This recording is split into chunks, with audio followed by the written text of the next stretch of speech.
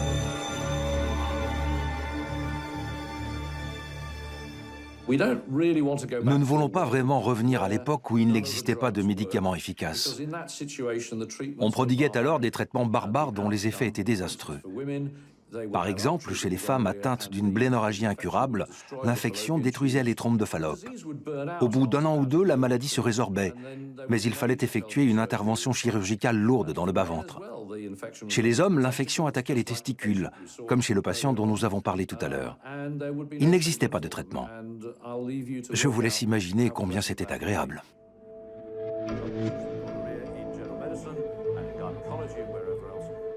Others presenting with mycoplasma and chlamydia as well at various different sites. So it's hotting up, should we say. Think about that the next time you use Tinder. It's rather difficult because you look at this and you think it's only really big things that change people's. Quand les gens se penchent sur le problème de la résistance aux antibiotiques, bien souvent, ils ont tendance à penser que les antibiotiques ont été mal utilisés.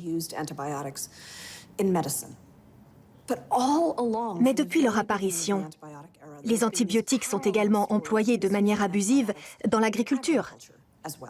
Ils sont administrés à des animaux en parfaite santé et qui n'en ont pas besoin.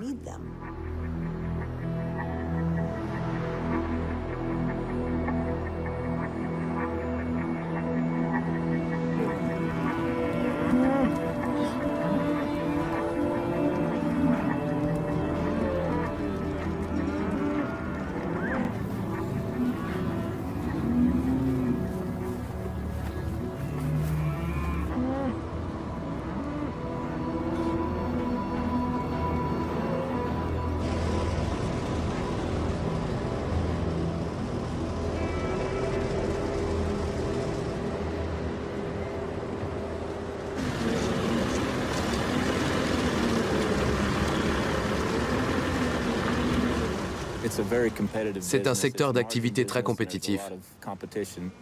La rentabilité est faible et la concurrence importante. Notre objectif est d'être le plus efficace possible dans nos méthodes de travail. Nous essayons de nourrir et de soigner nos animaux de manière optimale pour augmenter notre rendement.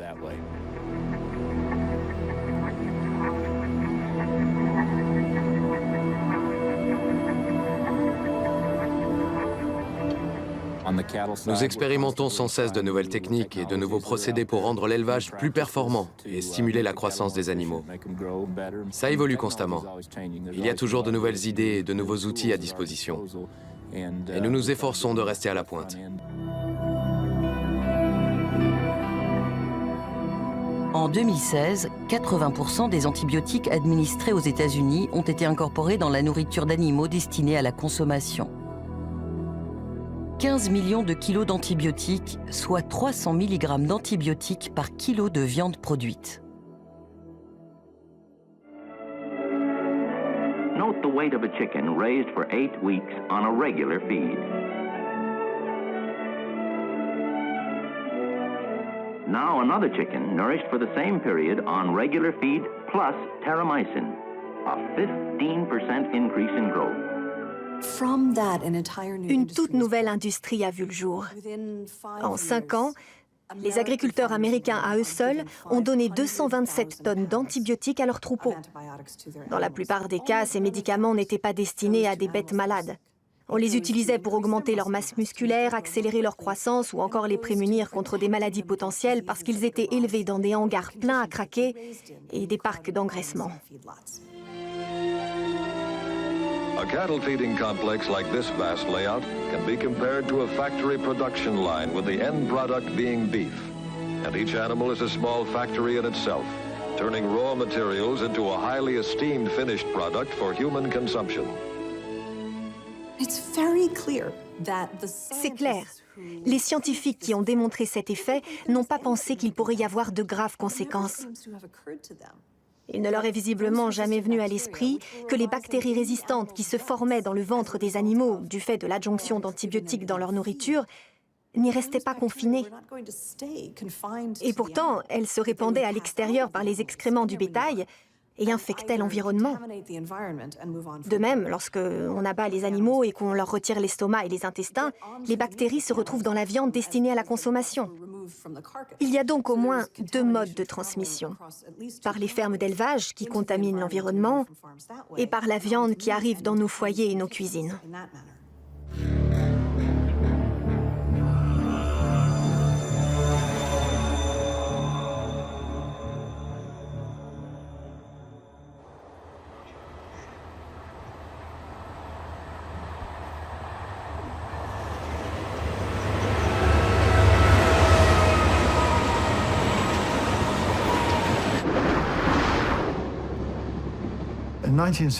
En 1967, j'étais adolescent et je me souviens de cette histoire. Juste avant Noël, une épidémie a éclaté à Middlesbrough. De nombreux bébés étaient touchés et certains en sont morts.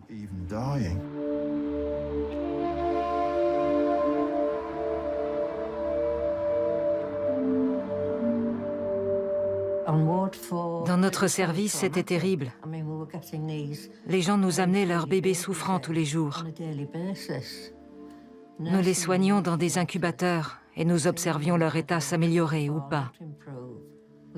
Nous avons pu guérir beaucoup de ces nourrissons qui étaient gravement malades. Mais malheureusement, nous en avons aussi perdu.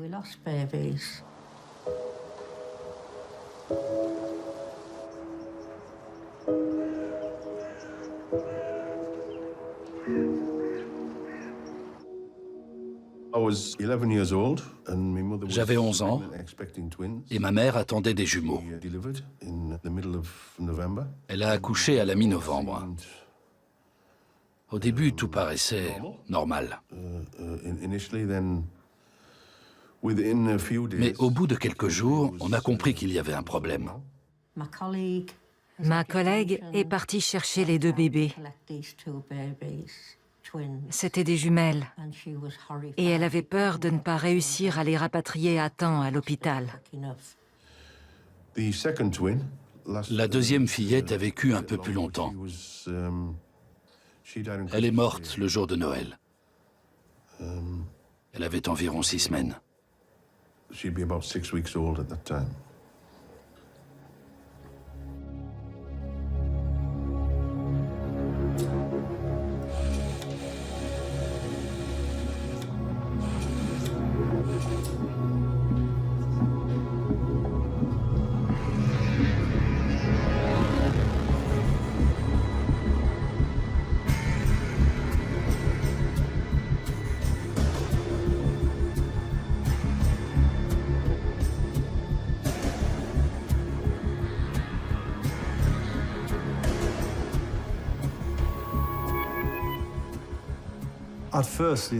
Au début, les autorités ont déclaré qu'il s'agissait d'une épidémie de gastro-entérite. Mais très vite, il est apparu que c'était plus grave. Les antibiotiques ne faisaient pas effet. Les bébés étaient toujours aussi malades et continuaient de mourir.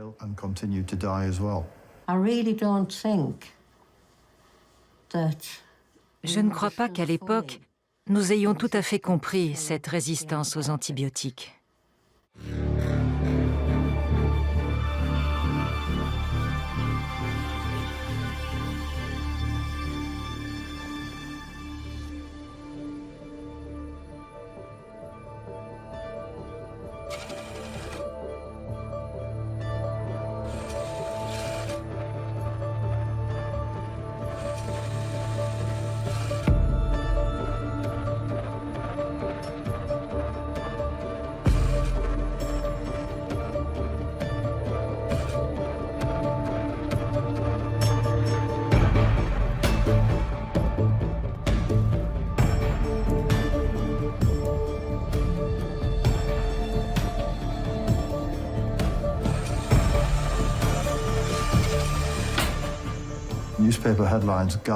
Les gros titres se multipliaient et les gens attendaient des réponses de la part des pouvoirs publics.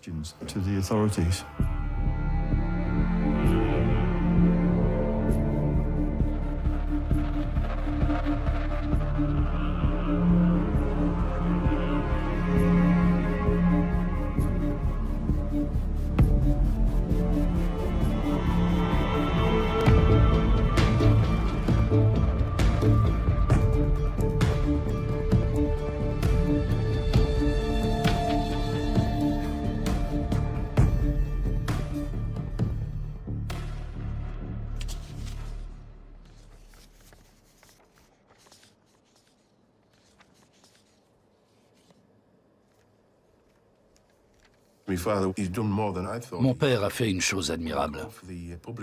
Il a réclamé une enquête publique. Il voulait qu'on sache qu'il y avait un problème et que la population n'en avait pas été informée.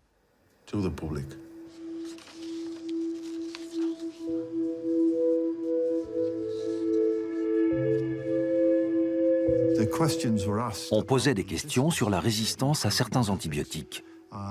Et on pointait également du doigt leur utilisation vétérinaire. Les scientifiques commençaient à craindre que cela puisse être la cause de cette épidémie.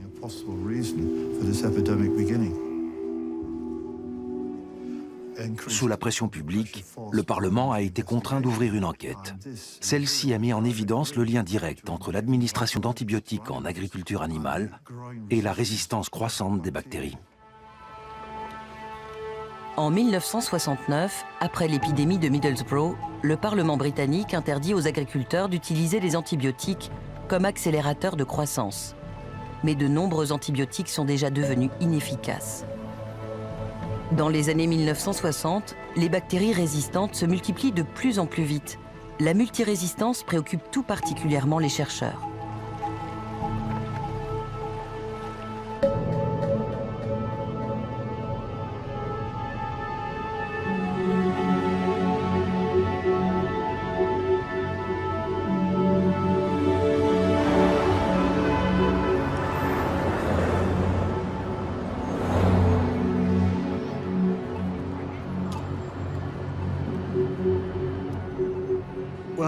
C'est pendant mes études de médecine ici, dans les années 1950, que j'ai entendu parler de la résistance aux antibiotiques. J'étais très surpris de découvrir qu'il existait ce merveilleux domaine en médecine. On nous a appris qu'en cas de résistance, il fallait prescrire 2 antibiotiques différents en même temps. Le risque de résistance à l'un était d'1 sur 1 million, et pour l'autre, c'était pareil. Le risque de résistance aux 2 antibiotiques était donc d'1 sur 1000 milliards. Autrement dit, c'est une probabilité infime, quasiment nulle.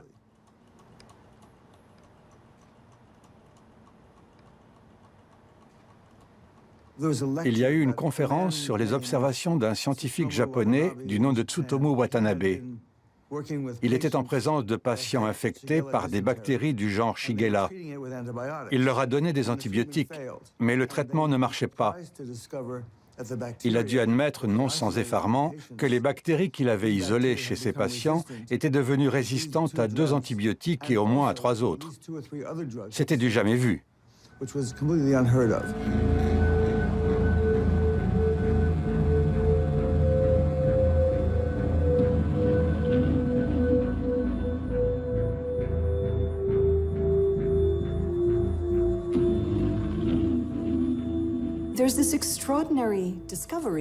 Un chercheur japonais a fait une découverte extraordinaire. La résistance se propage non seulement verticalement au sein d'une population, mais aussi horizontalement, à l'intérieur d'une même génération. Il a appelé cette découverte les facteurs R. Et ces facteurs R nous indiquent que le matériel génétique qui transmet le mécanisme de protection n'est pas forcément attaché aux chromosomes des bactéries. Il peut flotter librement dans la paroi cellulaire de la bactérie. De plus, il peut quitter une bactérie et être recueilli par une autre.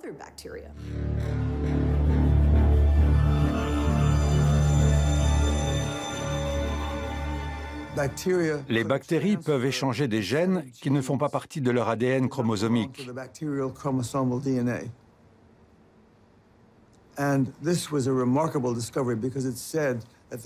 C'est une découverte remarquable parce qu'elle nous révèle que le patrimoine bactérien ne se transmet pas uniquement par voie chromosomique. Il apparaît qu'il existe des segments d'ADN indépendants. Non seulement ces segments contiennent le code génétique permettant une résistance aux antibiotiques, mais ils peuvent rassembler différents codes. C'est comme si on jouait aux cartes. On peut prendre une carte à son adversaire et la garder, et vice-versa. C'est un peu pareil. Disons qu'une bactérie qui est devenue résistante à une famille d'antibiotiques a une paire de rois en main. Ça ne l'empêche pas de développer une résistance à d'autres familles d'antibiotiques. En plus des deux rois, elle peut détenir une paire de dames et d'as et finir ainsi par avoir la main gagnante.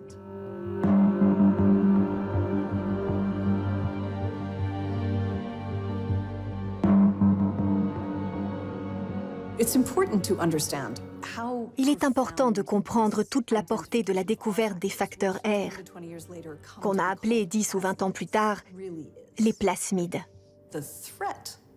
La menace que représente l'antibiorésistance, en particulier celle qui émane de l'agriculture, est bien plus sérieuse et étendue qu'on ne le croyait. Les bactéries développent des résistances pour se défendre contre les antibiotiques. Et les facteurs R prouvent qu'une fois établie, une résistance peut se propager partout. Elle peut être transmise à n'importe quelle famille de bactéries et s'éloigner considérablement de son lieu d'origine, par exemple une ferme d'élevage. La résistance aux antibiotiques s'est amplifiée. D'une menace relativement prévisible, elle est devenue imprévisible et indétectable. Et pour les gens, il est encore plus difficile d'en mesurer les enjeux.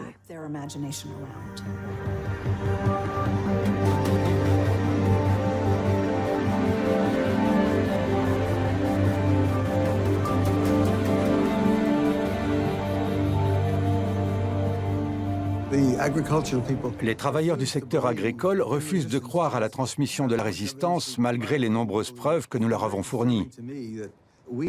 Ce qui est très troublant, c'est qu'il y a 50 ans, on savait et on comprenait déjà ce qui se passait et pourquoi. Un grand nombre de microbiologistes et de médecins s'étaient forcés de faire changer les habitudes quant à la manière d'utiliser les antibiotiques. Mais ça n'a servi à rien.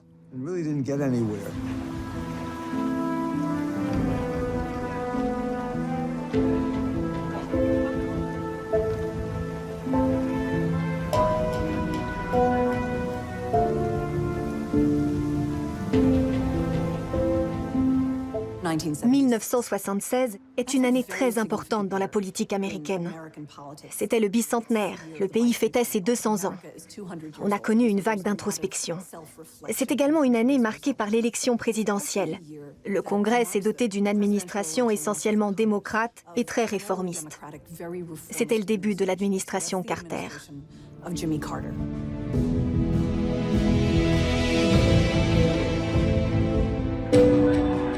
Jimmy Carter arrive à la Maison-Blanche. Il vient de l'État de Géorgie et se proclame fièrement comme étant un outsider.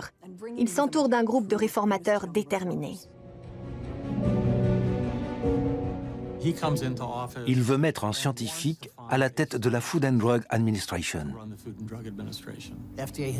Historiquement, cette agence de sécurité sanitaire a toujours été dirigée par un physicien. Cette fois, Carter décide d'y nommer Dr Kennedy, un scientifique de renom très apprécié et très dynamique. Une vraie pile électrique. Kennedy arrive à la Food and Drug Administration et s'engage à modifier définitivement la procédure d'usage des antibiotiques. Il veut revenir sur des autorisations accordées il y a plus de 25 ans concernant l'usage des antibiotiques dans l'agriculture.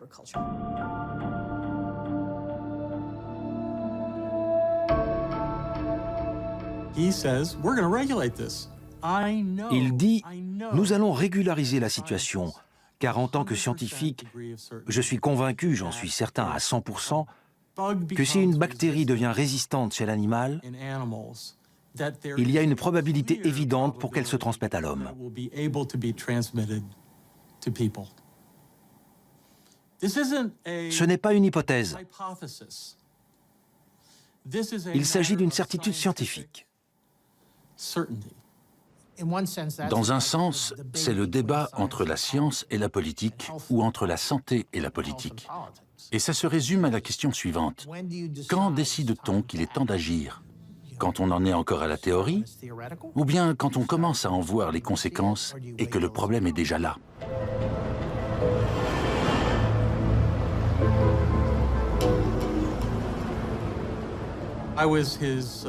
J'étais son directeur adjoint.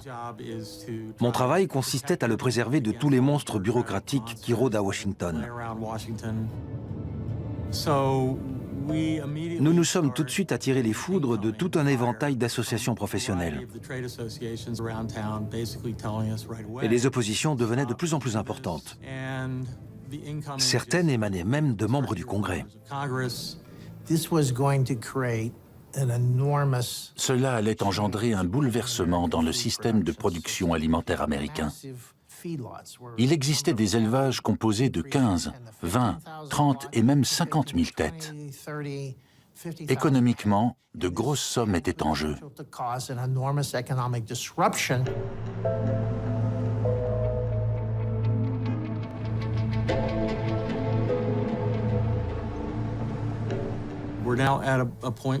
On en était à un point où il fallait jouer serré politiquement. Certains membres puissants du Congrès, qui doivent leur siège à l'industrie agricole, ont dit au gouvernement Carter que ce que le directeur de l'agence sanitaire proposait ne devait pas être autorisé. C'est affligeant de voir comment la politique américaine a agi par rapport à l'utilisation des antimicrobiens dans les élevages. C'est affligeant, la médiocrité dont ces hommes politiques ont fait preuve. Et cela démontre très clairement le pouvoir des lobbies.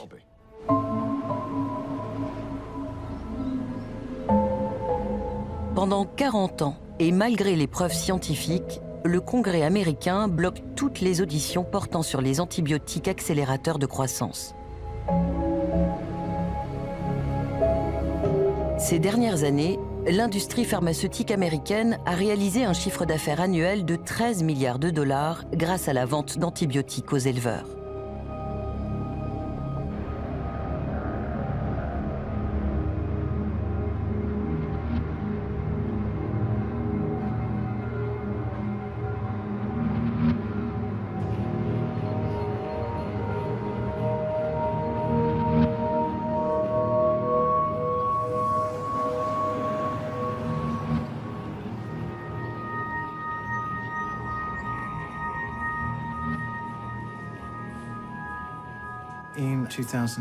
En 2008-2009, le laboratoire de santé publique de Londres a constaté un nouveau type de résistance en provenance d'Asie du Sud sur des patients qui avaient subi des infections post-opératoires suite à des abdominoplasties ou des implants mammaires, entre autres.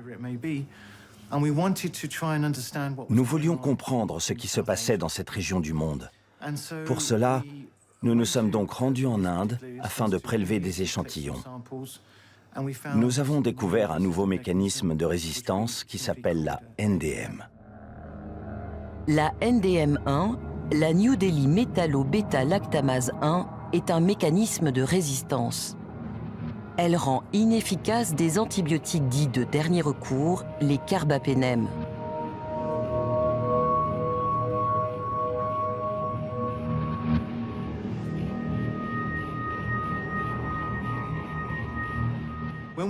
Quand nous avons découvert la NDM, nous nous sommes rendus compte qu'elle conférait une résistance à une petite molécule d'ADN de forme circulaire, le plasmide. Dès lors que la bactérie contient des plasmides, elle a le potentiel de se disséminer en faisant passer ces plasmides dans d'autres bactéries, ce qui crée un pouvoir de contagion totalement incontrôlable. C'est comme un feu de forêt.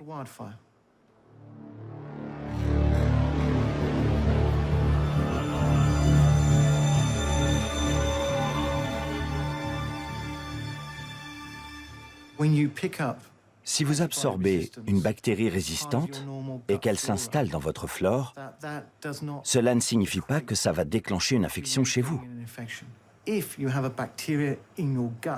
Mais si vous avez en vous la NDM, qui touche donc les plasmides, c'est la condition idéale pour qu'elle se transmette à d'autres bactéries qui pourraient être bien plus pathogènes et qui, elles, pourraient provoquer une infection.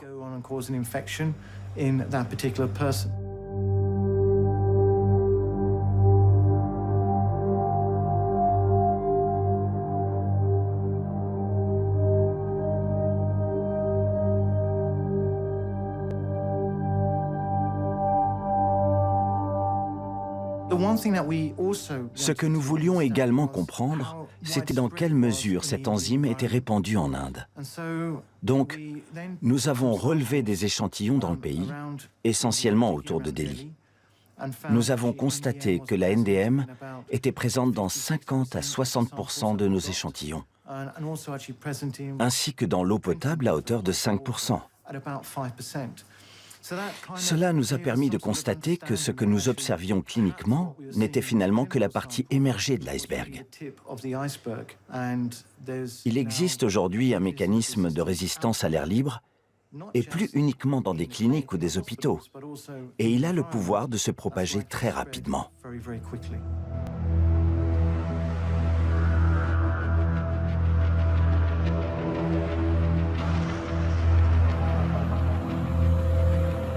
Fin 2012, 2 ans après la découverte de Timothy Walsh, des chercheurs découvrent des variantes de la NDM1 dans 42 espèces de bactéries. La NDM1 s'est propagée dans 55 pays.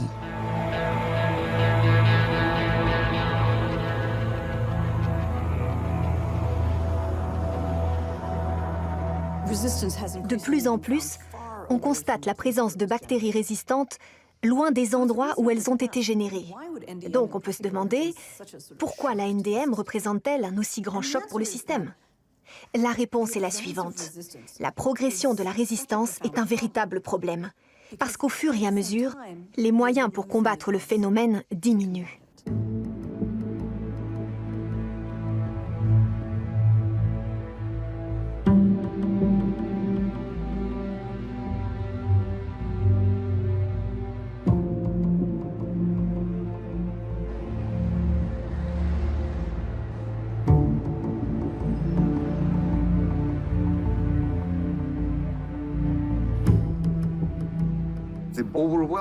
La grande majorité des antibiotiques qui circulent sur le marché proviennent des micro-organismes, principalement des bactéries, mais seulement celles qui peuvent être cultivées en laboratoire.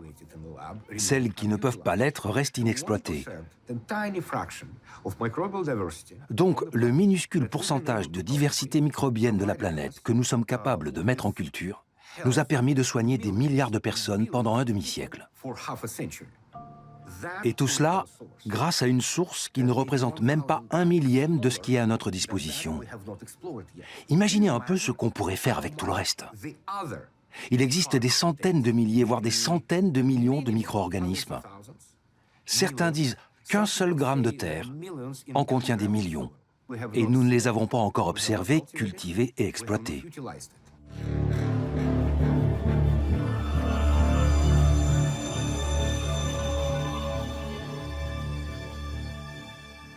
Cette matière, nous savons qu'elle existe dans le monde microbien, dans la nature, mais elle n'existe pas en laboratoire.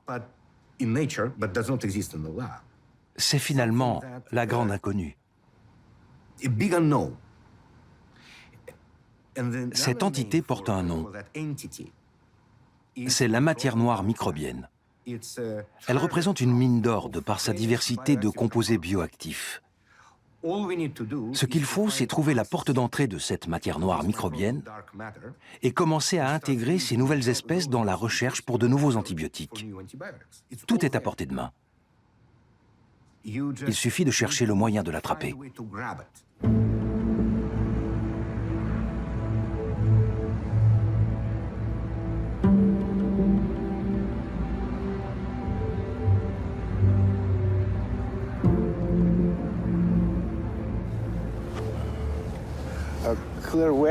Claire, on est presque arrivé. Est-ce que tout est prêt? Oui. Les boîtes sont là. D'accord. L'idée était de tenter la culture de ces micro-organismes comme on fait pousser des plantes, dans leur environnement naturel. C'est là que se trouve tout ce dont ils ont besoin pour se développer.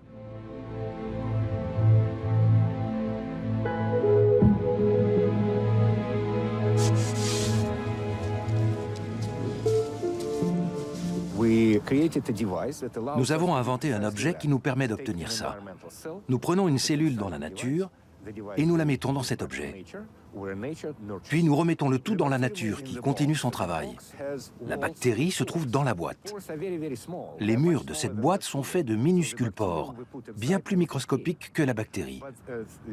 Donc elle ne peut pas en sortir. Mais la diffusion à travers les pores permet aux molécules d'entrer. On obtient donc le même environnement à l'intérieur qu'à l'extérieur. Si la bactérie se développe dans la nature, elle le fera aussi dans la boîte.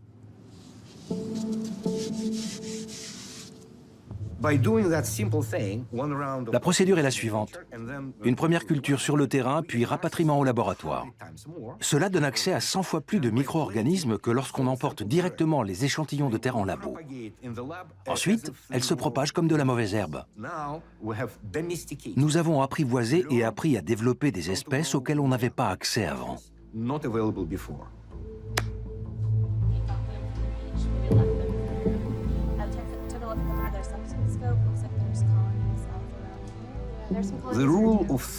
La règle générale dans l'industrie pharmaceutique est de dire que pour fabriquer un nouvel antibiotique, il faut d'abord trouver une centaine de nouveaux composants chimiques aux propriétés antimicrobiennes. C'est-à-dire qui sont capables de tuer d'autres bactéries. Il en faut 100 avant d'en obtenir un qui servira de médicament. Les 99 autres sont totalement inutiles. La principale raison pour laquelle ces 99 composants ne deviendront pas un médicament, c'est qu'ils sont toxiques pour nous. Donc il est très rare de trouver une molécule capable de tuer des micro-organismes sans nous tuer nous-mêmes. C'est vraiment très rare. Slava Epstein a identifié plusieurs substances prometteuses. Il s'agit maintenant de les tester sur l'homme avant de pouvoir les commercialiser. Ces études cliniques sont si complexes et coûteuses qu'elles ne peuvent pas être menées par des instituts de recherche universitaires. Il faut trouver des partenaires dans l'industrie pharmaceutique.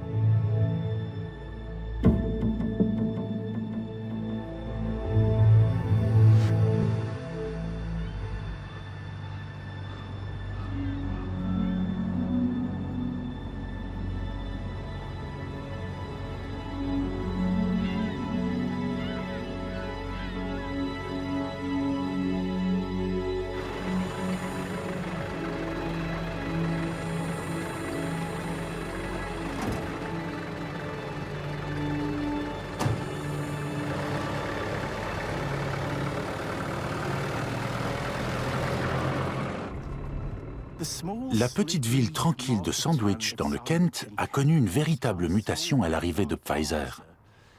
Dans les années 1940, la première usine de pénicilline y est construite. Dans les années 1950, c'est la tétracycline qui représentera une mine d'or.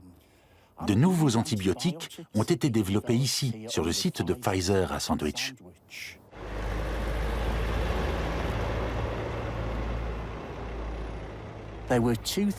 Pendant la période la plus faste, l'usine employait 2500 personnes, soit la moitié de la population de la ville. En 2011, les bâtiments de production, de recherche et de développement ont fermé.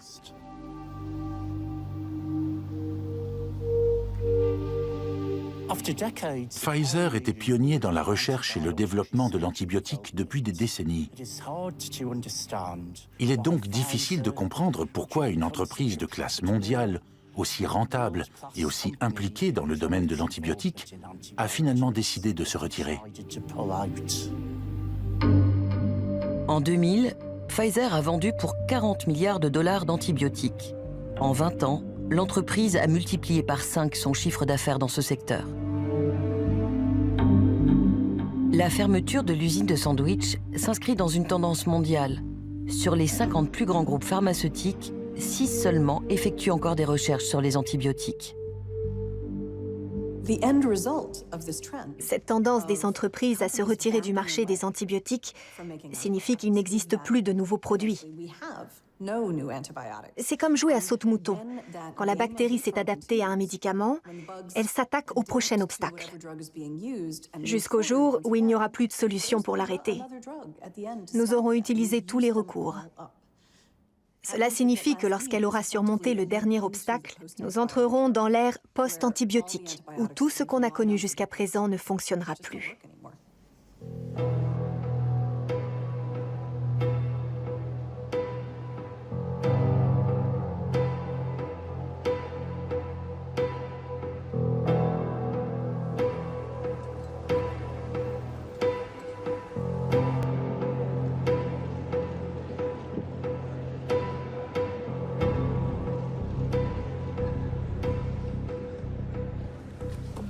Ladies and gentlemen, very few health threats are local anymore.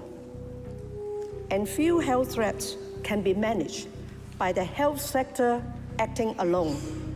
The global health landscape is being shaped by 3 slow-motion disasters: a changing climate, the failure of more and more mainstay antibiotics, antimicrobials, and the rise of chronic non-communicable diseases as the leading killers worldwide.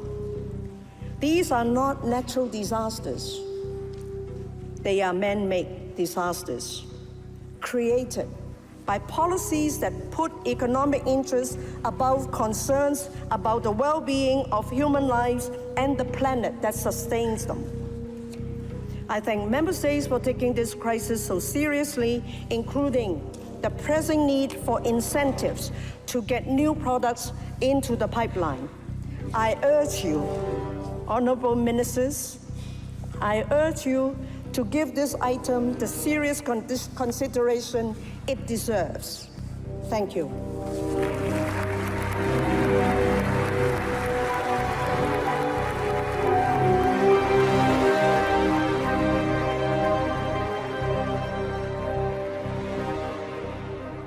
En général, on estime que développer un nouvel antibiotique ou un nouveau médicament prend 10 à 15 ans et coûte au minimum $1 milliard. Imaginez que vous soyez dirigeant d'une entreprise pharmaceutique qui fabrique des antibiotiques. Vous sortez votre produit dernier cri qui vous a coûté cher. 5 ans plus tard, 20% des bactéries ne répondent plus à votre médicament. Mettons que votre produit soit vraiment très efficace. Il se peut alors que les médecins décident de ne pas le prescrire et de le garder sous le coude pour les cas les plus extrêmes. Dans les 2 cas, vous ne récupérez pas l'investissement que vous avez mis dans la recherche. Et vous ne le ferez jamais. Dans ce contexte, il me semble tout à fait logique que personne ne veuille plus fabriquer d'antibiotiques. Il n'y a pas de retour sur investissement.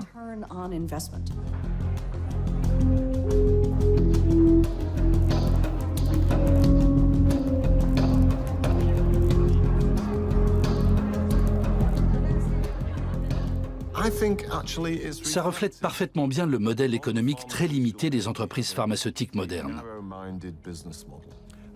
J'ai travaillé pendant 30 ans dans le domaine de la finance. J'étais chef économiste dans une célèbre banque d'investissement internationale. Donc je comprends cette façon de penser. Ils ont beaucoup de secteurs d'activité et chaque secteur doit réaliser le bénéfice qui lui est fixé. Si l'objectif n'est pas atteint, le produit est arrêté. Moi, je pense que c'est ridicule de fonctionner comme ça. Parce que les antibiotiques ont leur rôle dans tous les secteurs. Imaginez que mon médecin me dise « Sally, vous avez un cancer. Nous pouvons peut-être le soigner, mais cela déclenchera une infection. » Je lui demande « Mais si l'infection est résistante, il existe un traitement ?» Et la réponse est non. Quel est mon choix ? Faire une horrible chimio et mourir d'une infection ou ne rien faire du tout ? Il faut voir plus loin. S'ils arrêtent les antibiotiques, ils ne vendront plus leur traitement contre le cancer. Donc, au lieu de considérer l'antibiotique comme un secteur d'activité à lui seul, il ferait mieux de l'intégrer au sein de toutes les branches de leur société. Et s'ils ne le font pas volontairement, et ça commence à être urgent, je crois que nos leaders politiques vont devoir taper du poing sur la table et forcer l'industrie pharmaceutique à se comporter différemment.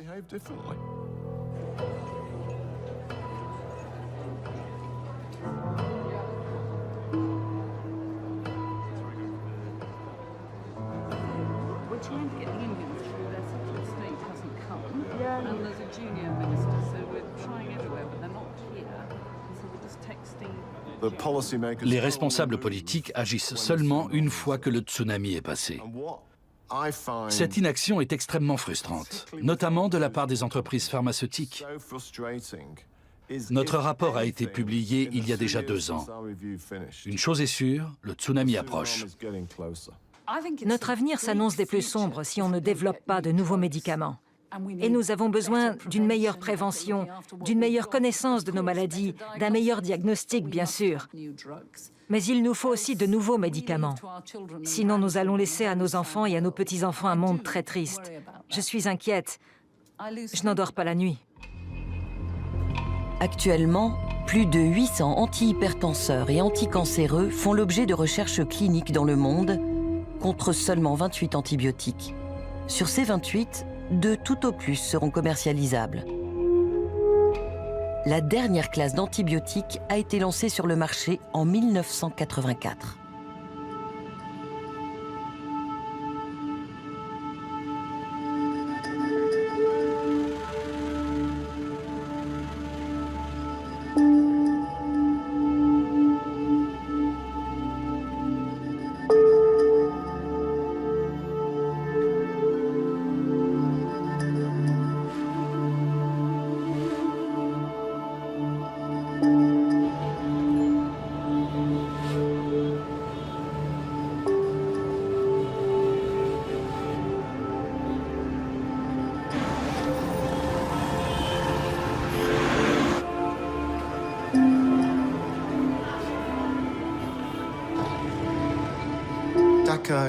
Dhaka est la ville la plus densément peuplée du monde. Nous savons que certains facteurs favorisent le développement d'une résistance aux antimicrobiens. Et il ne s'agit pas uniquement de l'usage des antibiotiques. Notre comportement, la manière de vivre et l'hygiène entrent aussi en ligne de compte. S'il fallait prédire à quel endroit dans le monde le prochain type de résistance pourrait faire son apparition et se répandre, ce serait dans un pays comme le Bangladesh.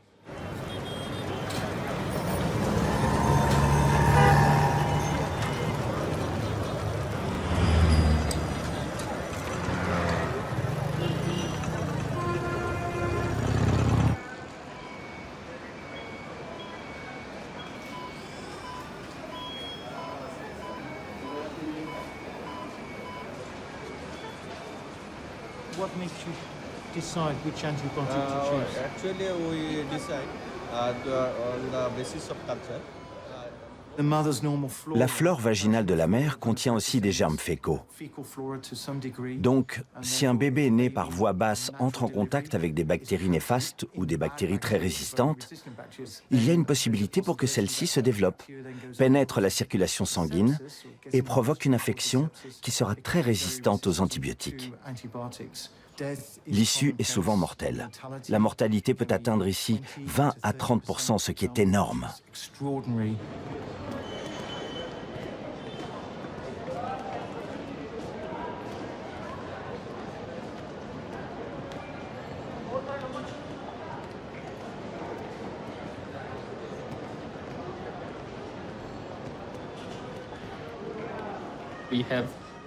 Officiellement, nous avons 100 lits. Mais dans la réalité, nous accueillons 500 à 550 patients ici.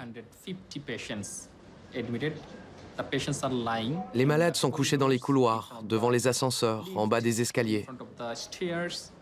Et parfois, quand les lits temporaires sont complets, ils sont même obligés de s'allonger à même le sol. C'est un gros problème. Les brûlés, par exemple, demandent des soins spécifiques que nous ne pouvons pas leur offrir. Donc ils sont couchés par terre. Quelles sont les conséquences?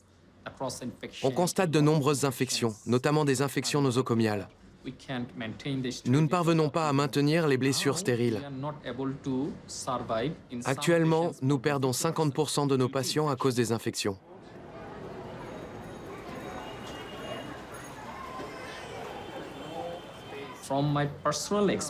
Je travaille ici depuis 10 ans maintenant. Au début, il n'y avait pas autant d'antibiorésistance qu'aujourd'hui.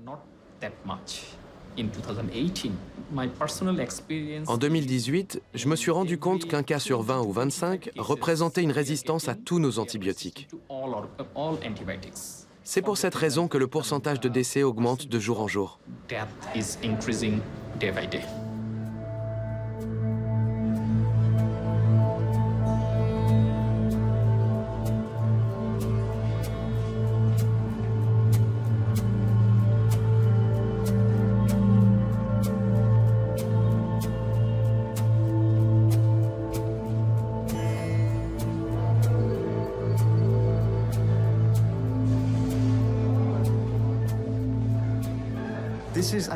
C'est une guerre longue, faite de nombreuses batailles. Quand on voit l'allure à laquelle les bactéries sont capables de se développer et d'acquérir une résistance aux antibiotiques, il est évident qu'aucun pays ne sera épargné. C'est un problème planétaire. Nous avons fermé les yeux bien trop longtemps. Nous nous sommes mis des bâtons dans les roues. Nous n'avons pas voulu comprendre et prendre cette question à bras-le-corps. Je crains que ce qui se passe ici ne se répande dans le monde entier. La menace est imminente. D'ici 2040 à 2050, nous serons de retour à l'ère pré-antibiotique, c'est-à-dire comme au 19e siècle, où les antibiotiques n'existaient pas et où les gens mouraient de maladies infectieuses banales. Nous en sommes à 2 doigts.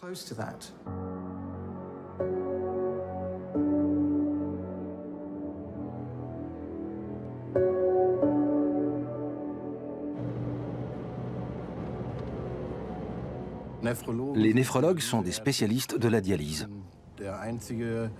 Je suis le seul néphrologue à avoir été agriculteur au préalable dans les années 1970.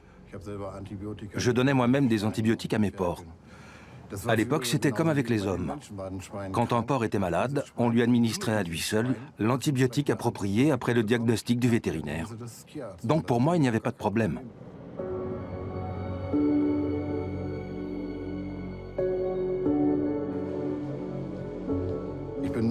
Je suis néphrologue depuis 1986. J'ai commencé par travailler au service de dialyse d'un hôpital. Puis j'étais à la tête d'un véritable empire avec 4 cabinets de dialyse qui couvraient une zone de 300 à 400 000 habitants. Au bout de 13 ans à faire des dialyses, j'ai finalement rencontré mon premier cas de germe multirésistant. C'était en 2000, dans mon cabinet de Wildeshausen, une ville où il y a beaucoup d'abattoirs.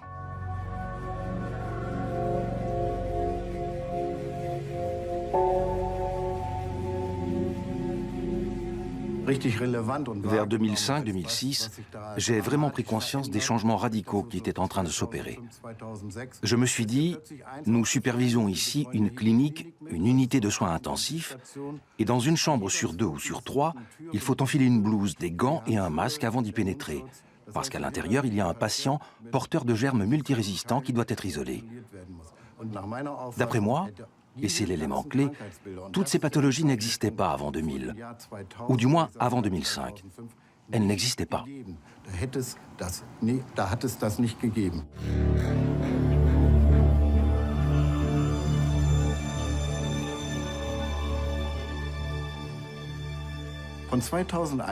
Entre 2001 et 2010, le cheptel de volaille est passé d'1 million à 10 millions dans mon petit district de 80 000 habitants. Cela représente une augmentation de 1000%. Et l'usage d'antibiotiques a connu la même hausse. Il ne faut pas être un médecin spécialement calé pour faire le lien. Pour moi, c'est on ne peut plus évident.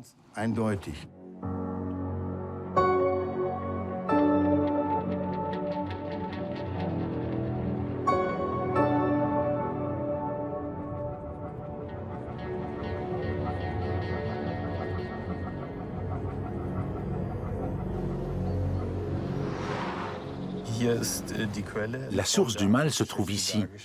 Ce sont les conduits d'aération. Cette carte est un instantané qui nous montre comment les germes se répandent à partir de l'élevage. On voit qu'à la 6e semaine, avec des conditions de vent normales, il y a une concentration très élevée autour du site. Cela pourrait clairement toucher particulièrement les enfants qui attendent à l'arrêt de l'autobus. Ils sont exposés à une très forte concentration de staphylocoques.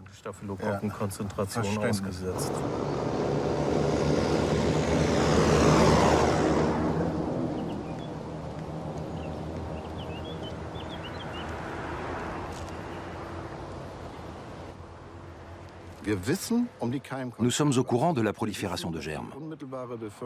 Nous savons que la population qui vit à proximité immédiate de ce type d'installation est bien plus exposée. Pourtant, nous ne menons pas d'études comme dans les pays scandinaves. Le Danemark prépare un projet de loi qui interdira aux enfants et aux adolescents de se trouver à proximité de sites comme celui-ci. Mais nous fermons les yeux. Et nous ne semblons pas nous préoccuper du problème. J'estime qu'en autorisant de telles pratiques, l'État se rend complice de dommages corporels. Et si on se met à la place des patients, il s'agit même d'homicides involontaires.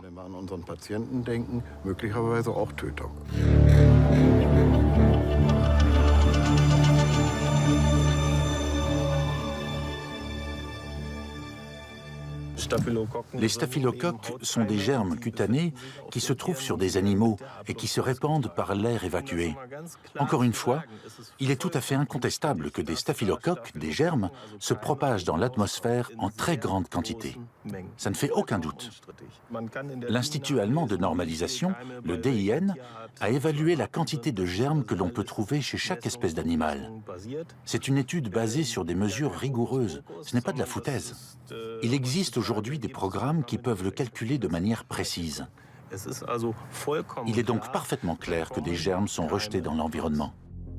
Selon la VDI, l'association des ingénieurs allemands, un élevage de 30 000 poulets répand par seconde 2,1 millions d'unités formant des colonies de staphylocoques.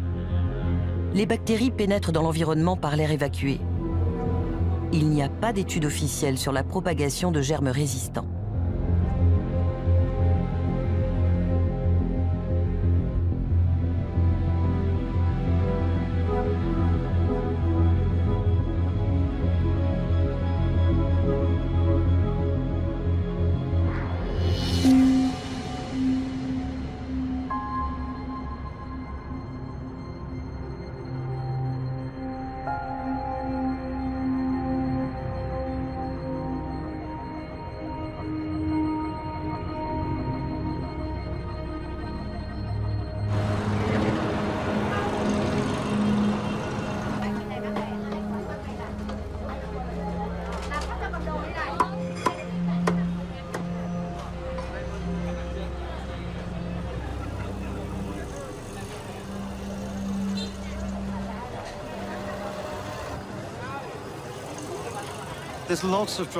De nombreux facteurs jouent un rôle dans la dissémination de la résistance aux antibiotiques.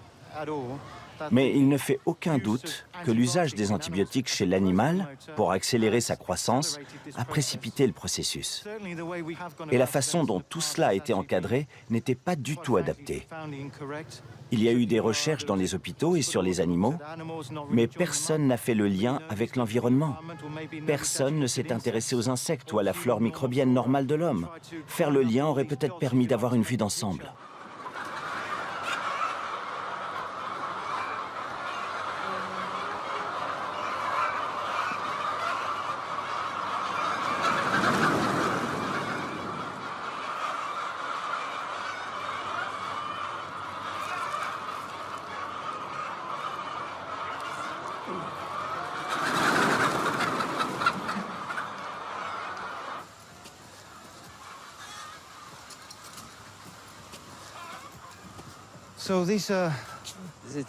C'est typiquement ce qu'on pourrait retrouver au Pakistan aussi. Regardez, on a mis ça là il y a 3 heures et il y a déjà une vingtaine de mouches. Les mouches n'ont aucune frontière. Elles transportent les bactéries résistantes de manière presque invisible. Elles sont naturellement attirées par les matières fécales, comme celles du chien ou de la poule. Et donc elles sont le vecteur par excellence entre les poulaillers, les rivières et l'être humain. On va les retrouver sur nos marchés, là où on achète nos légumes et notre poisson. Elles entrent dans nos maisons. Les bactéries résistantes qu'on trouve dans les poulaillers parviennent à se disséminer chez nous par des centaines de manières. Elles vont ensuite contaminer notre flore et potentiellement provoquer des infections endogènes.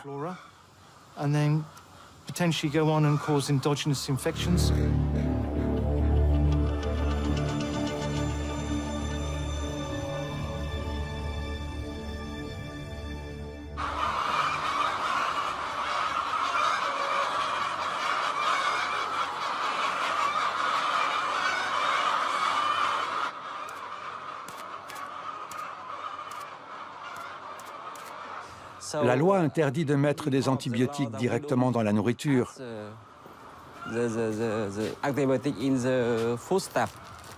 Mais leur usage est recommandé. C'est ce qu'on conseille? Oui, on leur donne de la colistine. Et vous trouvez la colistine chez votre fournisseur local? Oui, oui. La colistine est un antibiotique très précieux. C'est pratiquement le dernier ressort en termes d'anticorps qu'on utilise pour traiter des infections à Gram négatif très graves. Le jour où la colistine ne fonctionne plus et qu'on constate une augmentation de la résistance au carbapénem, c'est fini.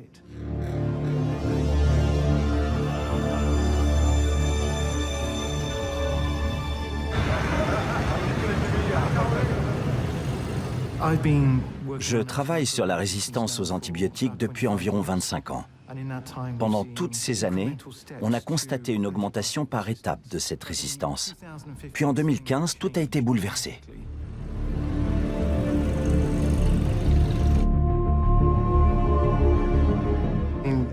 En juin ou juillet 2015, j'étais en voyage en Chine.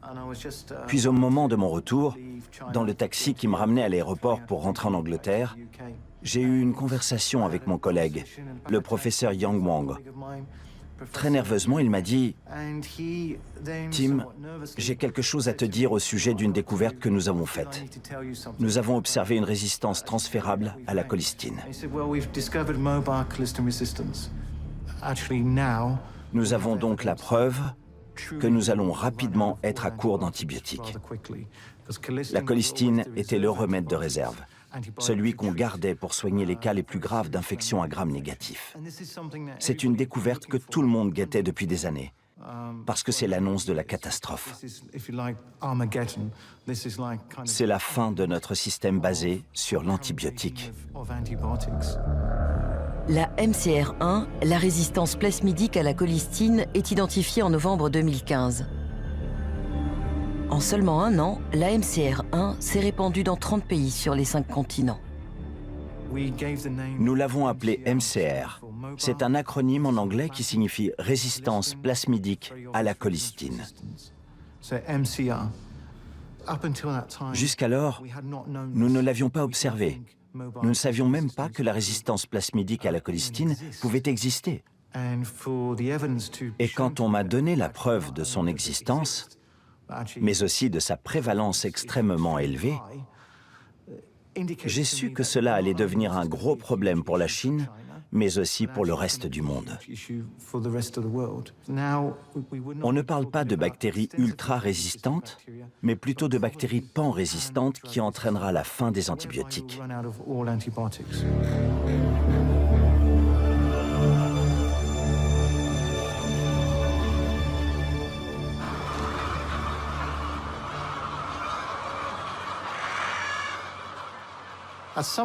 À un moment donné, la communauté mondiale va devoir prendre une décision et dire que les antibiotiques à usage vétérinaire ne doivent plus être les mêmes que ceux utilisés par les hommes.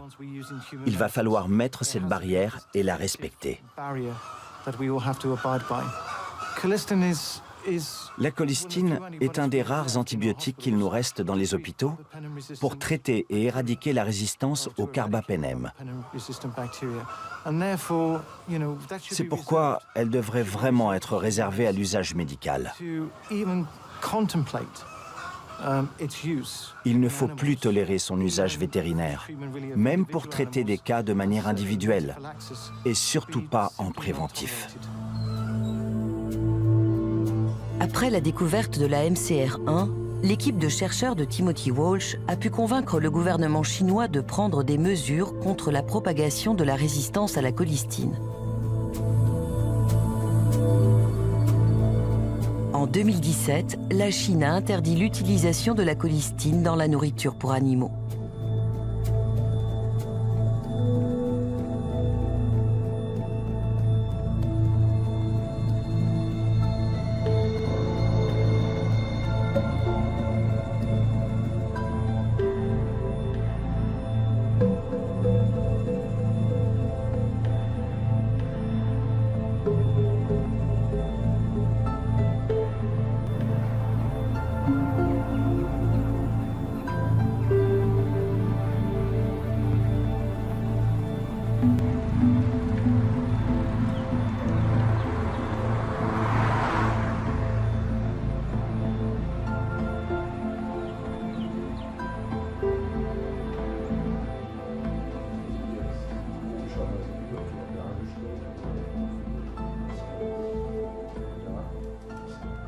Die 60%, 40 bis 60%.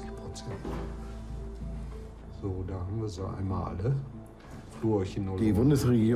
Le gouvernement allemand mesure le tonnage d'antibiotiques utilisés dans les élevages industriels. Il apparaît que leur quantité totale a baissé au cours des dernières années. Cette diminution n'est possible que grâce aux antibiotiques de réserve, dont l'effet est 60 à 70 fois plus élevé. Par exemple, avec 1 kilo de tétracycline, on peut traiter 39 000 porcs. Si on utilise un antibiotique de la classe des quinolones, comme les inhibiteurs de la gyrase, on peut traiter avec la même dose plus de 2 millions de porcs, soit 70 fois plus. Ça permet de faire des économies substantielles. Tout le monde peut faire le calcul. Cette pratique me met en colère, parce que je sais que c'est le principal antibiotique dont on a besoin pour la transplantation d'organes. Les patients qui subissent une transplantation et qui souffrent d'infections urinaires complexes risquent de ne plus pouvoir être traités avec cet antibiotique parce qu'il est utilisé dans tous les élevages industriels de volailles et que cela crée des résistances. La ciprofloxacine est une fluoroquinolone. Regarde. Voici la quantité d'antibiotiques polypeptides relâchés dans l'environnement. On vient de le voir. Le principal composant est la colistine. Elle est passée pour la première fois de 68,9 à 73,6. Autrement dit, on a une augmentation de 6,8% de la colistine. Sur la base de la dernière étude qui avance le chiffre de 69 tonnes de colistine, nous avons réalisé une estimation. La colistine est administrée par inhalation aux personnes atteintes de mucoviscidose, ce qui permet d'allonger sensiblement leur durée de vie. En Allemagne, 15 à 18 000 patients atteints de mucoviscidose sont traités avec cet antibiotique. Si on utilisait le même tonnage en médecine humaine que dans les élevages de dindes et de poulets, on pourrait soigner 70 millions de personnes, soit la quasi-totalité de la population allemande.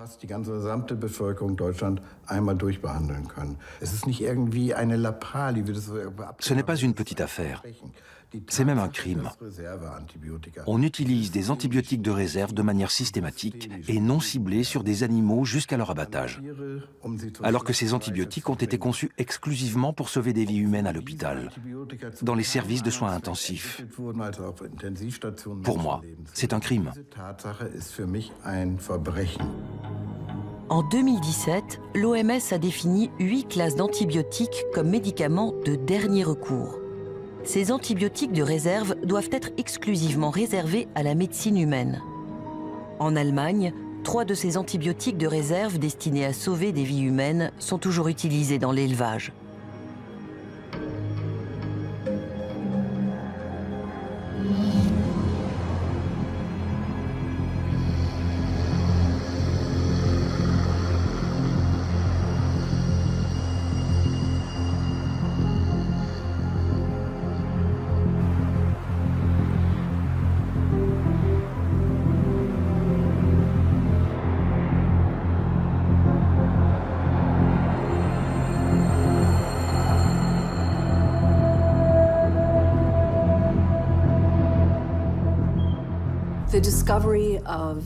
On a découvert la NDM en 2008, puis la MCR en Chine en 2015, une résistance à un des antibiotiques de dernier recours.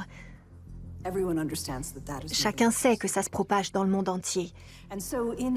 Donc, un peu partout, les physiciens et les chercheurs attendent nerveusement le jour où ils observeront la bactérie qui ne réagit à plus rien du tout. Celle qui sera résistante à tout.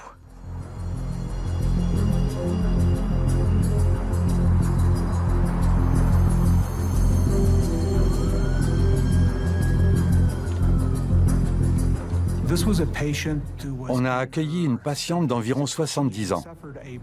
Elle s'était cassé la hanche et avait reçu des soins en Inde où elle était hospitalisée. Quand elle est rentrée aux États-Unis, elle souffrait d'un certain nombre de symptômes qui lui ont valu un autre séjour à l'hôpital. Et on a détecté chez elle la présence de la bactérie Klebsiella pneumonia.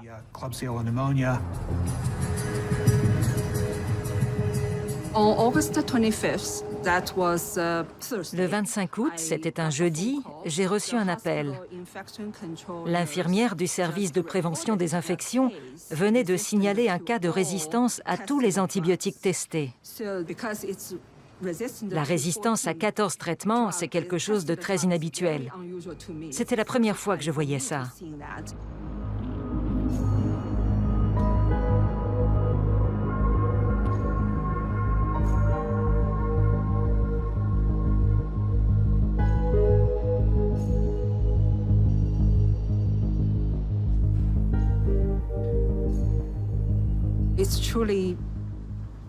C'était un choc. Aucun des 14 antibiotiques ne répondait.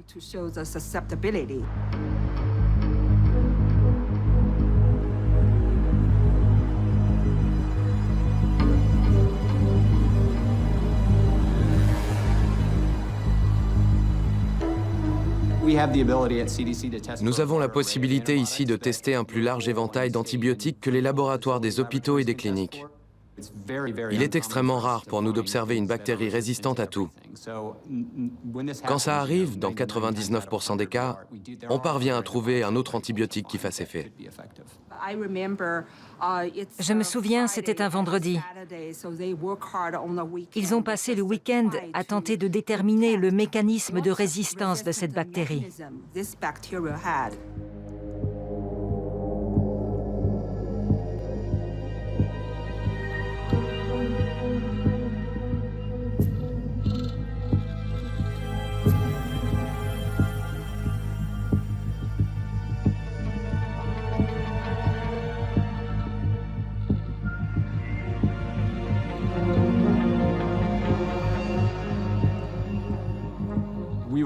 Nous étions sûrs que nous allions trouver un traitement pour cette patiente.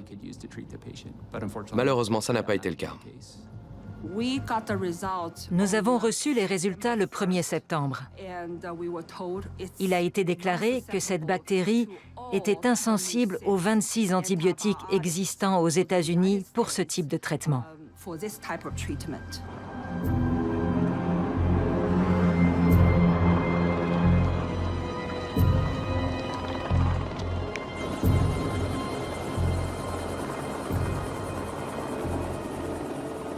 Un cauchemar est un très mauvais rêve dont on finit par se réveiller.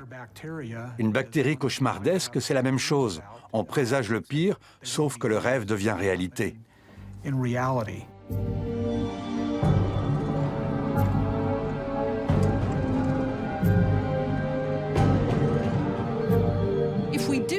Les gens ne vont s'y intéresser que le jour où il y aura une épidémie. Et c'est ce qui nous pend au nez si on ne fait rien. On ne devrait pas rester les bras croisés. La catastrophe est imminente. On a utilisé tous les remèdes. Le temps presse.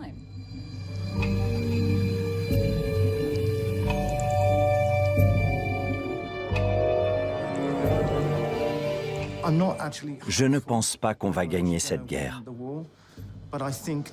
Mais il est important de ne pas quitter le champ de bataille. Il faut s'engager et faire le maximum pour retarder l'inévitable.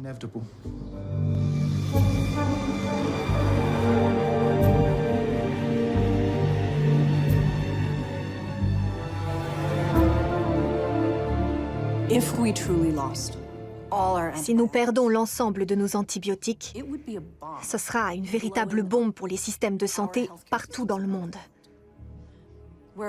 Aujourd'hui, nous avons allumé la mèche de l'explosif. Elle brûle. Mais on ne sait pas de quelle longueur elle est.